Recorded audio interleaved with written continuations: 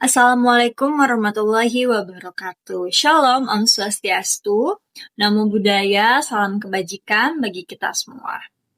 Perkenalkan, saya Hana Aulia Pramesti dengan NPM 24071010005 dari kelas Bela Negara G145. Di sini saya akan menjelaskan tentang artikel yang saya tulis. Artikel saya berjudul Implementasi Nilai-nilai Bela Negara dalam Bidang Hukum. Secara konstitusional, bela negara merupakan kewajiban seluruh warga negara, sebagaimana diatur dalam Pasal 27 ayat 3 dan Pasal 30 ayat 1 UUD 1945. Namun dalam praktiknya, konsep bela negara masih sering dipahami secara sempit, terbatas pada aspek fisik dan simbolik seperti militerisme dan seremonial nasionalisme. Padahal dalam negara hukum modern, penegakan hukum yang adil dan berintegritas justru merupakan bentuk bela negara yang sangat fundamental. Idealnya, nilai-nilai bela negara tercermin dalam tegaknya prinsip negara hukum, di mana hukum menjadi pengendali kekuasaan dan pelindung hak warga negara. Namun realitas penegakan hukum di Indonesia menunjukkan adanya paradoks seperti penegakan hukum yang tebang pilih, lemahnya akuntabilitas aparat, serta intervensi politik dalam peradilan.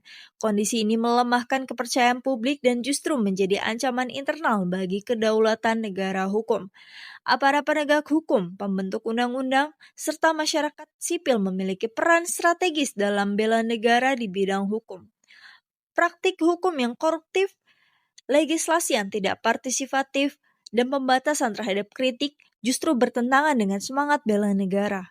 Sebaliknya, kritik hukum, advokasi, dan perlindungan HAM harus dipandang sebagai wujud kesadaran konstitusional warga negara.